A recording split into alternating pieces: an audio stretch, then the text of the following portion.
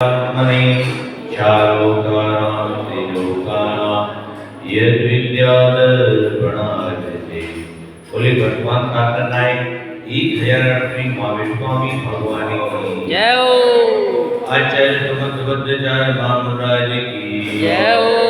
वाणी माता की जय हो। आचार्य भगवान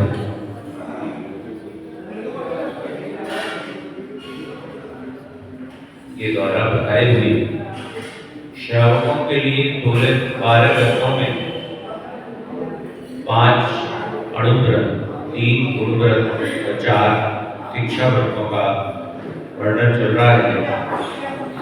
4 शिक्षा व्रतों में देश प्रकाशित, रोषोपदार, सामायिक और वैयावृत्ति, ये 4 शिक्षा व्रत यहाँ पर आचार्य भगवान ने बताए, जिसमें वैयावृत्ति का जो व्रत है, शिक्षा व्रत है, उसका वर्णन चल रहा है।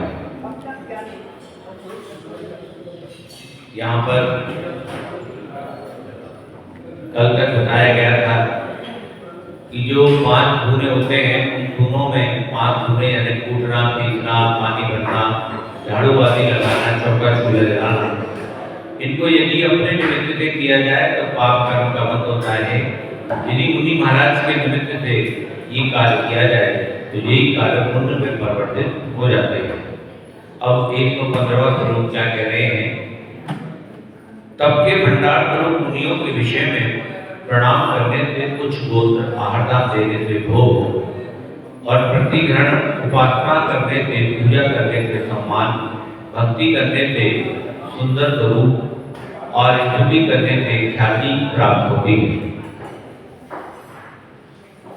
देखिए, सुंदर स्वरूप बनाने के लिए लेडीज लोग तो खर्च करते हैं, महिलाएं तो बहुत खर्चा करती हैं, लेकिन पुरुष वर्ग भी कम नहीं है।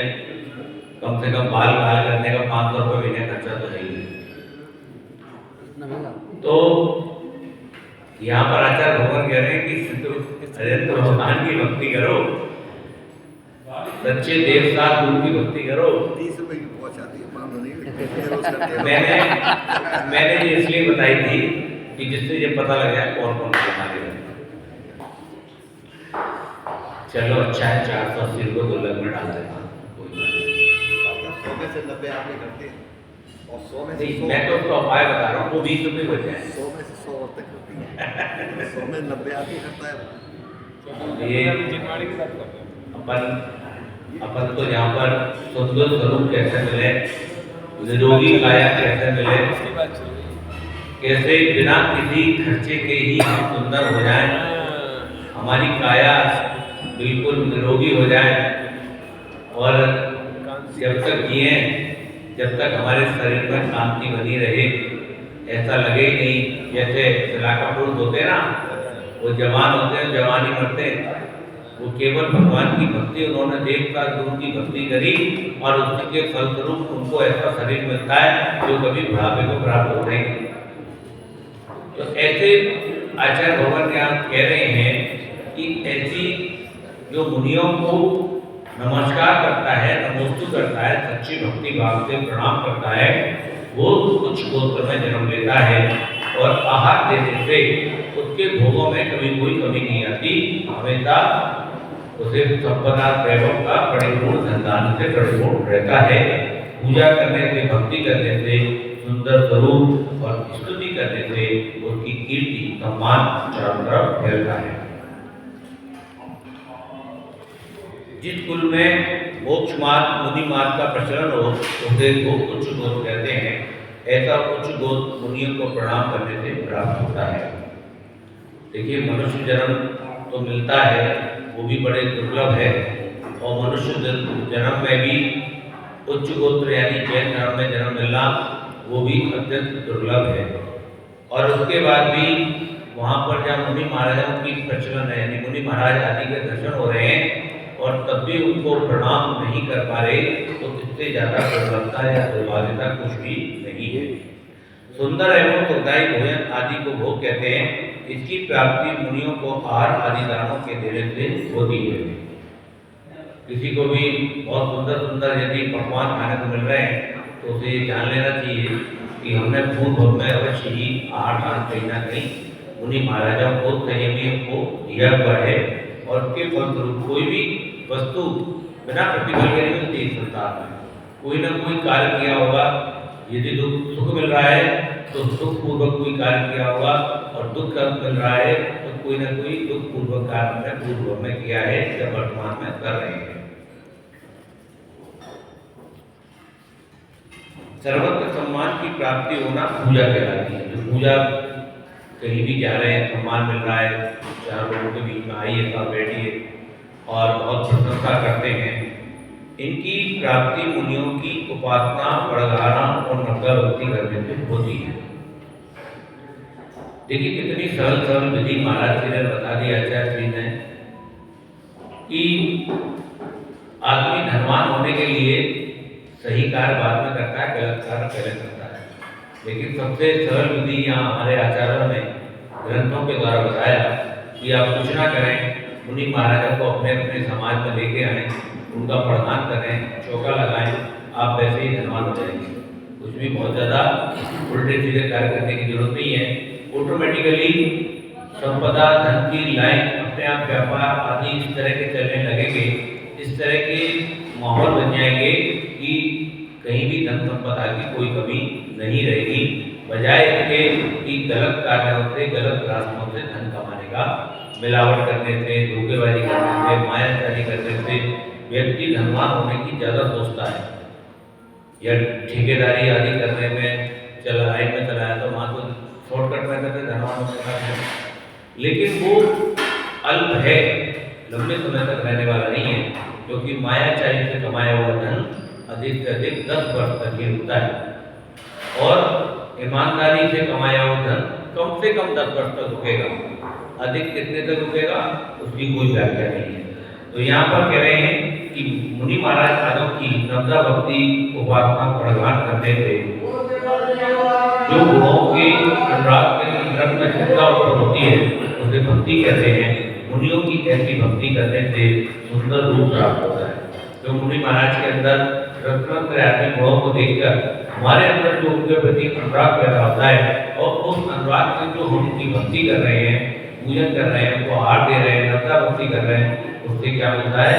सुंदर स्वरूप, संपदा, सुयश, कीर्ति, और ये सब कीर्ति प्राप्त होती है साधुओं की स्तुति करने से। और इसके विपरीत यदि आलोचना करेंगे तो दुर्गति प्राप्त। 116वां ये यहाँ पर श्लोक चल रहा है। क्षितिगत विभवट बीजम पात्रगतम दानम अल्पमपि काले फलतीक्षाय विभवम् बहुबलनिष्ठं शरीरगताम्। उचित समय में योग पात्र के लिए दिया गया थोड़ा सा भी दान उत्तम पृथ्वी में पड़े हुए वृक्ष के बीज के समान प्राणियों के महामात्र वैभव से युक्त पक्ष में छाया की विपुलता से सहित बहुत भारी अभिलिषित फल को फल देता है। क्या कह रहे हैं आचार्य भगवान कि उचित पात्र को, उच्च पात्र को कौन हुए?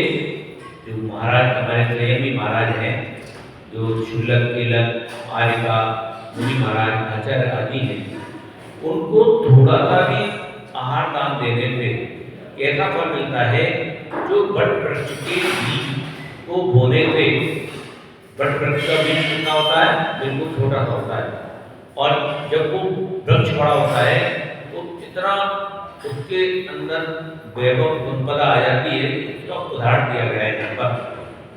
एक छोटे से बीज में तो बोने मात्र से इतना बड़ा वृक्ष मिलता है जो स्वयं तो छाया देता है, उसके अलावा उसमें इतने गुण होते हैं कि उसकी लकड़ी काम में आती है, बहुत सारे पशु पक्षियों को वहाँ पर आश्रय मिलता है, बहुत सारे लोगों को छाया मिलती है, बहुत सारी ऑक्सीजन मिलती है।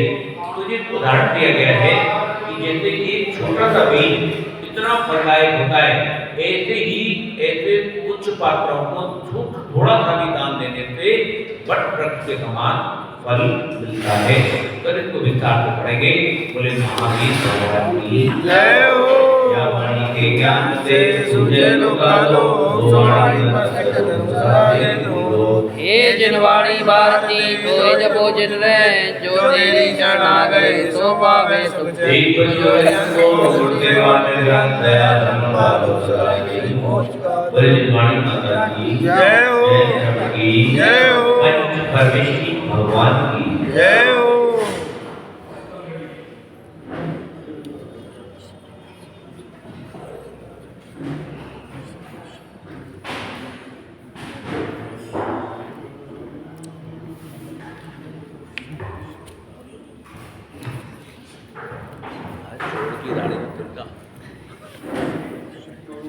बाल काले मत करा करो। मैंने कभी नहीं की। ओरिजिनल टी है, आज तक नहीं की। ओरिजिनल टी है। हमने 1 और 15 तारीख और महीने की मैं तो ढाई से कही थी माता नई जगह के बाल सफेद कर दे, वो 500 लूँगा। बाल सफेद कर दे, 500 लूँगा। मैंने खा लिया।